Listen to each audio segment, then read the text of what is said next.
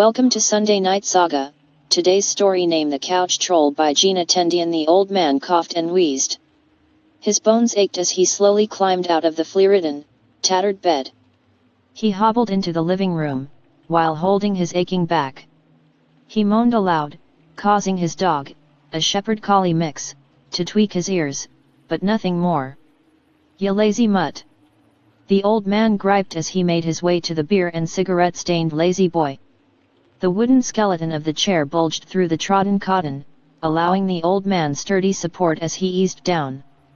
He still couldn't believe someone would throw out a good chair like this.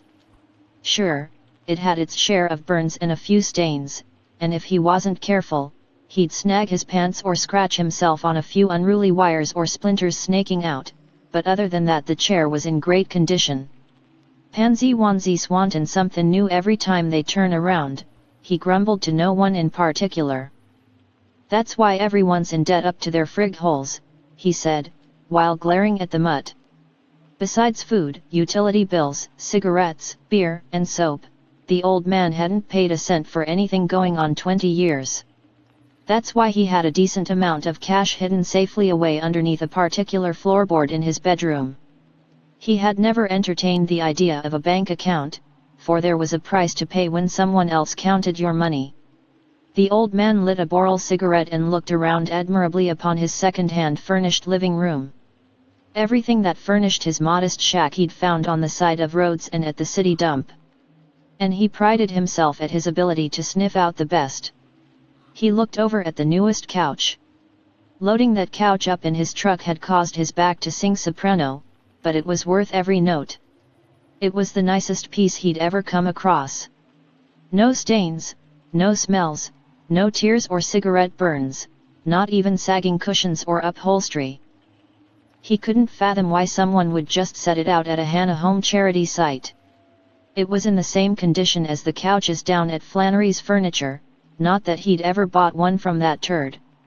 But one day, he'd gone out for a stroll on the town square to look for dropped coins, and he stopped at the window and peered in at all the new couches. And he knew that sooner or later some of those couches would end up in his living room. And by the time they made their grand appearance in his home, the couches would be worth much more than what they were sitting in the swanky furniture store. The old man stubbed out his cigarette and sat back in the groaning chair. He glanced at the couch again and chuckled, causing phlegm to lurch up his throat. He swallowed it down and chuckled harder. He has had his fair share of roadside couches, and half of his wealth he'd found inside them. Oh, the quarters, nickels, and dimes lost by fools and more fools. He'd found dollar bills, $5 bills, and $100 bills numerous times. He had even lucked up and found 3 diamond rings, a gold Rolex and a strand of genuine mother-of-pearls. Yes, over the years he'd found many riches inside the dark bowels of couches. He'd found pictures, and he kept those, too. He leaned up, reached under the coffee table and pulled out a 30 calories ammo box he'd had since his stint in Vietnam, and positioned it between his legs. He gently unlatched the lock and looked inside. Smiling back at him was a snaggletooth grin from a child with a gapped-up haircut, an elderly couple celebrating their 54th wedding anniversary, a wild punk-eyed teenager with blue hair and black nails, and there was even a lady with no legs, smoking a cigarette, perched on a bed. The old man wasn't a thinker, wasn't a philosopher, but he did, at times, question his motive for keeping the pictures of people he never knew, nor will. But when those complicated thoughts crossed his mind, he waved them away, just like a pesky fly. He closed the steel box and pushed it back under the coffee table. The couch was beautiful, he thought, and looked a little closer at the designs in the upholstery. With his head cocked in one direction, he saw Asian dragons blowing fire from their mouths, but when he looked from a different angle, all he saw were gold squiggly designs with a deep orange underlay. He didn't know what fabric made up the upholstery. He'd never owned a couch so new, so expensive, but it felt like silk to the old man. And the couch had a smell, too. Not a bad one, rather musky and piney. Yes, he was lucky. The old man sat back, closed his eyes and laughed, because he knew, better than any moron, that he'd be a few coins richer in the morning. The sun was up, but jaded by dark rain clouds. The old man sweated profusely after turning the couch, so the bottom faced outward. "Just like a woman positioning to give me her goods," he said to the dog that snoozed on the floor and flicked an ear at the occasional flea. "Lazy mutt," he said. "I don't even know why I let your bag of bones stay around here." The old man got onto his knees, they popped from the weight of his beer belly. He clicked his box cutter out as far as it would go. The old man had a set routine for this, having done this many times. He had learned that not all treasure was lost between and under the cushions. The good stuff fell deep down inside the dark bowels, because when people sat down, it widened the gap between the side and back walls of couches. He began to cut at one end and made a straight line to the other side of the under fabric. He dropped the box cutter on the floor and reached into the dark slit.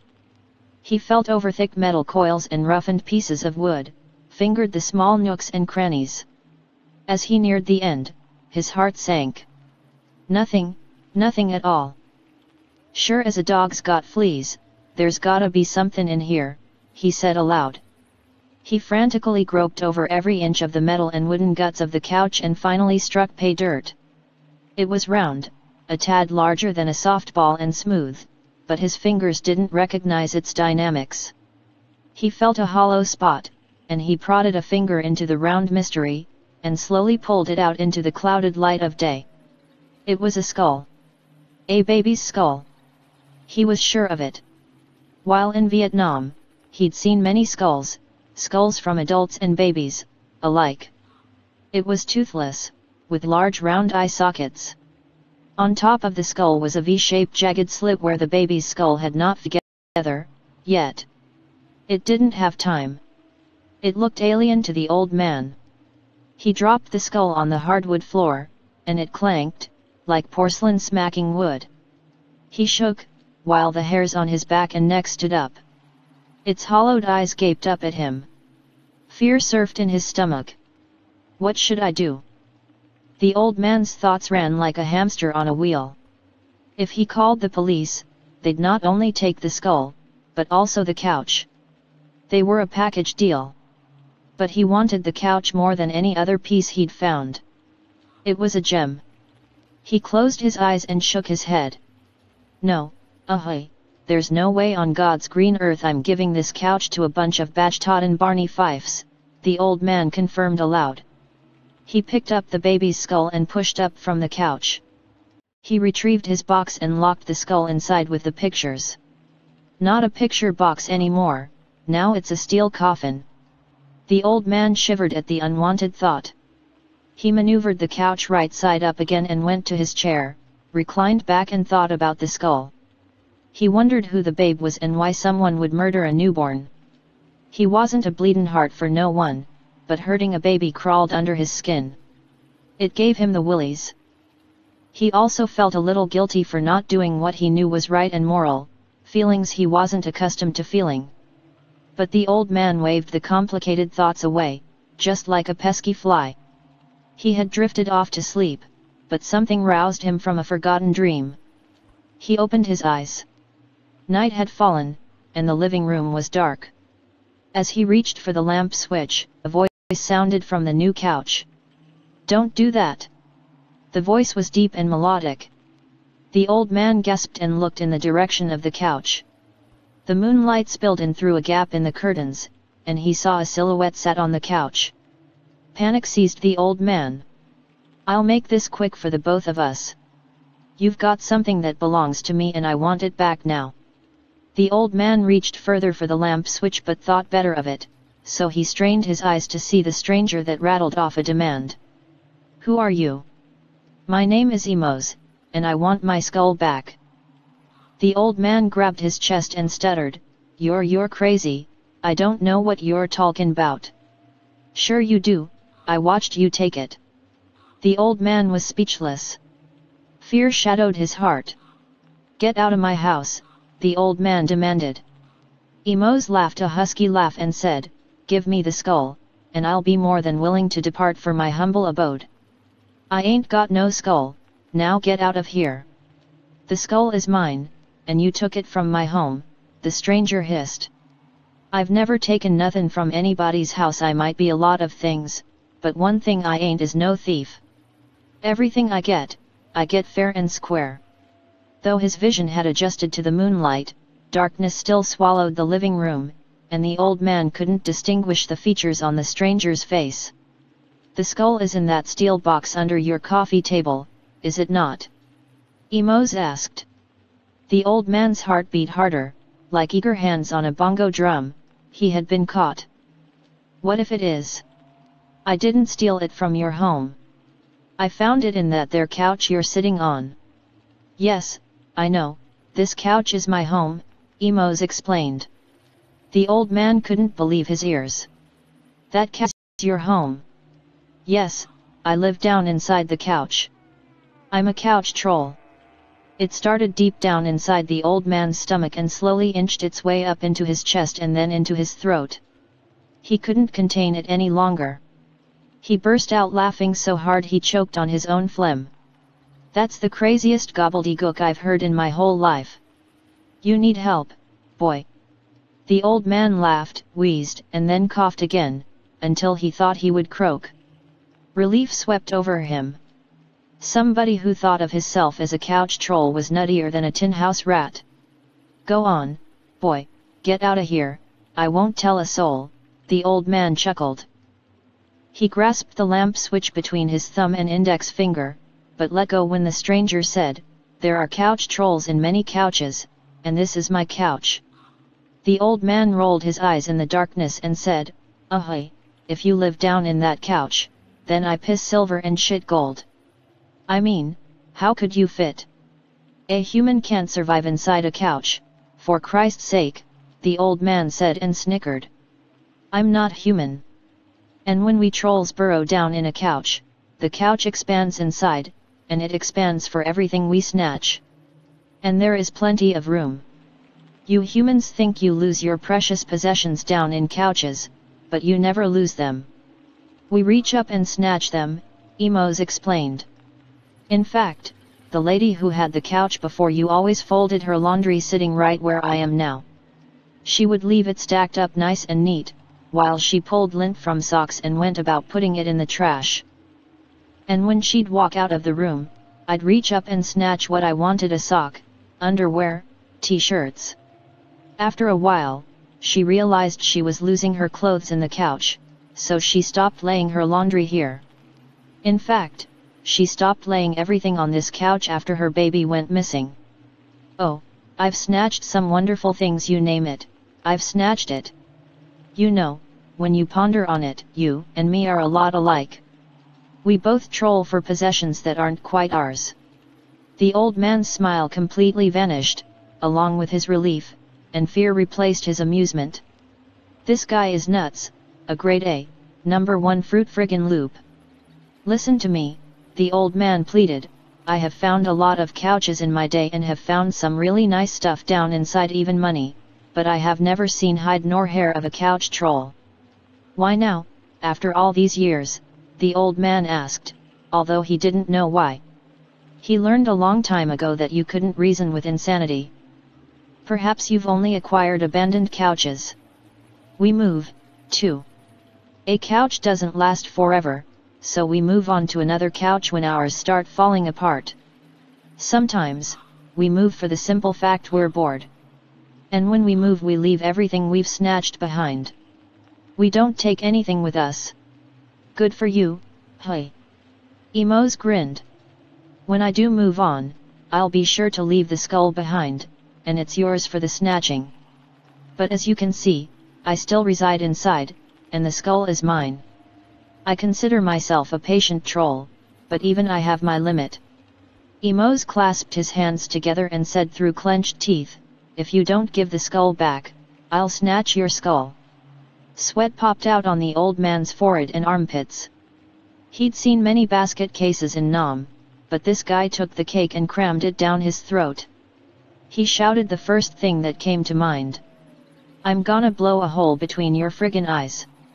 You got 5 seconds to get the hell out of my house, and . The old man felt a swarm of fluttering moths in his chest. Blood coursed hotly through his veins, and his heartbeat pounded in his ears. He closed his eyes and leaned back in the chair. The old man had never felt this way before. It terrified him. Was it a heart attack or a stroke? No, it wasn't, he realized, after a few moments. It was panic. Minutes passed, while he desperately tried to calm himself. After his heartbeat slowed and his eardrums stopped banging, finally, he opened his eyes. He looked towards the couch and switched on the lamp. The stranger was gone. The old man looked at the front door. It was ajar. He clutched his chest, cautiously got up, and stumbled to the door. He walked out onto his front porch. His eyes scanned his front yard. He saw nothing, except a dense patch of fog draped lazily on the trees. All was quiet and still, except for a band of frogs crooning to the night. He closed and locked the door and looked at the mutt on the floor, who flicked its ear at the occasional flea. "A lot of good you do, ya son of bitch." He retrieved the ammo box, slowly unlatched the lock and looked inside. The skull stared back at him with hollow eyes. "Couch troll, my ass," the old man scoffed. But as much as he hated to admit it, he was scared. How did that loon know the skull was in the box? He had to have been looking through the window, the old man reasoned with himself. Adrenaline conquered his panic, and he paced back and forth in the living room, staring at the steel box. He couldn't keep the skull now, since that fruitcake had been spying on him. He'd take the skull to the police station and tell them he found it on the side of the road, because he still wanted the couch. He just didn't want the skull in his possession now that he'd met Mr. Mentally Insane. So if he did come back, the old man could tell him the police had it, to go harass them. He lifted the skull from the ammo box, put it in a plastic bag and walked out into the quiet night towards his pickup truck. He was relieved to be back home, his eyes burned from exhaustion. After 5 hours of questioning, answering and lying, the old man wanted nothing more than to fall into a deep sleep. He looked around the living room, but didn't see his dog. He whistled through his horse-sized false teeth, but the dog didn't come. "Lazy mutt," the old man grumbled. He glanced at the clock. 3:48 a.m. What a night! He'd never thought in all his 72 years of living that he would have experienced madness like this. Crazier than the Vietnam War. The old man thought and yawned. He sat down on the new couch and rubbed his calloused hand over its silky upholstery. He decided to sleep there. But first, he retrieved his .45 from his bedroom, and then he reached behind the couch to close the curtains up tight, if by some chance the couch troll, no, window troll, more like it, decided to come back and peek in at him. Laughing, the old man stripped down to his underwear, lay down on the couch, and placed the gun on his chest. The soft fabric was cool against his weathered skin. It was more than comfortable, it was heaven. He felt like he was lying on a silken cloud. Man, what a find! Damn, if he wasn't the luckiest son of a bitch, he didn't know who was. As he rubbed his heavy eyes, a six-fingered claw with sharpened yellowed talons snaked up between the cushions of the couch and snatched the old man, twisting and screaming, down inside the darkness. The workers loaded the couch onto the flatbed truck and climbed inside the cab. "That's a nice couch." "Yeah, it is. You want it?" "It'll just sit at the dump if you don't." "Sure. Me and the OLE lady's been wanting a newer couch since the baby came along." The workers stopped at the man's house and hauled the couch into the living room. "Oh wow, a lady, carrying a newborn baby," cried. "It's the prettiest couch I've ever laid my eyes on." "Glad you like it, sweetie, but I have to get back to work. Got to finish cleaning out that OLE man's house." They kissed goodbye, and the lady sat down on the new couch. She rubbed her hand over its soft upholstery. Was it dragon patterns, or just squiggly designs? She wasn't sure. The microwave beeped from the kitchen, so she got up, and gently laid the baby on the couch. And the old man down inside looked at his lazy mutt, while rubbing his yellowed talon claws together, waiting for the perfect moment.